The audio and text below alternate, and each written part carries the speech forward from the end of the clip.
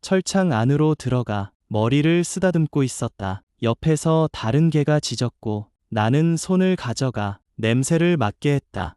그 순간 짱구는 입을 사용했다. 사람들은 물었다고 말한다. 하지만 그랬는지는 잘 묻지 않는다. 그때의 짱구는 공격하려던 게 아니었다. 발이 나가야 할 순간에 입이 먼저 나간 것뿐이다.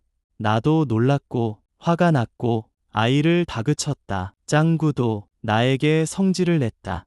그날 이후 나는 같은 톤으로 다시 갔다. 간식도 없었고 요구도 없었다. 그냥 다시 갔다. 20일쯤 지나 짱구는 내 입에 뽀뽀를 했다. 요즘은 내가 갈 때마다 반가워서 오줌을 싼다. 어떤 동물은 한 번의 잘못된 표현 때문에 평생 오해 속에 산다. 하지만 어떤 동물은 이해하려는 사람 하나 덕분에 다시 말하는 법을 배운다.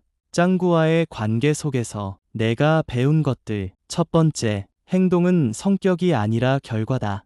동물이든 사람이든 보이는 행동은 대부분 타고난 성격이 아니라 환경과 상태, 그리고 쌓인 감정의 결과다. 두 번째, 한 번의 행동으로 그 존재 전체를 판단할 수는 없다. 한순간의 모습은 그동안의 시간을 대신 설명해주지 않는다. 세 번째, 사람으로 치면 말로 해도 되는 상황인데 주먹이 먼저 나가는 것과 같다. 의도가 폭력인 게 아니라 그 순간 말이라는 선택지가 몸에서 사라졌을 뿐이다. 네 번째, 동물도 마찬가지다. 발이 나가야 할 순간에 입이 먼저 나간 건 악의가 아니라 표현 방법의 오류다. 다섯 번째, 이해하지 않으면 오해는 쉽게 고정된다. 그래서 어떤 존재는 한 번의 잘못된 표현 때문에 평생 오해 속에 산다. 여섯 번째, 관계는 훈련으로 만들어지지 않는다. 가르치지 않아도 같은 톤으로, 같은 태도로 다시 가고 또 가면 관계는 쌓인다. 일곱 번째, 변화는 증명하려 할수록 멀어지고 기다릴수록 가까워진다. 관계는 속도가 아니라 반복에서 생긴다. 여덟 번째, 간식이나 보상이 없어도 관계는 만들어진다.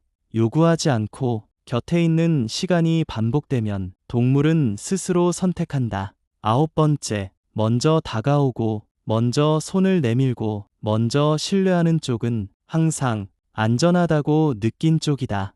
열 번째, 앵겨붙고, 핥고, 난리 나는 행동은 애정이 아니라 해소되지 않은 불안의 표현일 수 있다. 11번째, 충분히 받아주고 나면 아이들은 더 이상 매달리지 않는다. 애정이 줄어든 게 아니라 안정이 채워진 것이다. 12번째, 몸이 큰 아이들이 위험한 것은 아니다.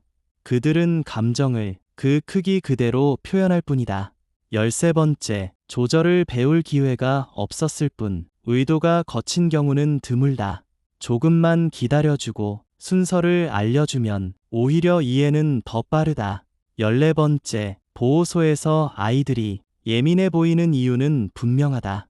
배고픔, 목마름, 소음, 움직일 수 없는 공간, 선택권이 없는 생활. 15번째, 이 조건이 쌓이면 행동은 거칠어 보일 수밖에 없다. 그건 성격이 아니라 상태다. 16번째, 지적은 도움이 될 수는 있어도 신뢰를 만들지는 않는다. 신뢰는 같이 버텨주는 태도에서 생긴다. 17번째, 아이들만 사랑해서는 문제가 해결되지 않는다.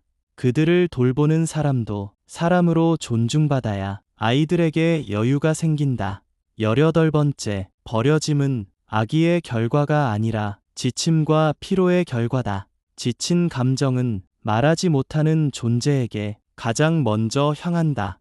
19번째, 모두가 입양을 할 수는 없지만 모두가 잠깐의 관심과 사랑은 건넬 수 있다. 그것만으로도 아이들은 달라진다. 20번째, 동물이나 사람이나 같다. 하고 싶은 걸 조금이라도 할 수 있어야 스트레스는 줄어든다. 우리는 그 반응을 본능이라 부른다.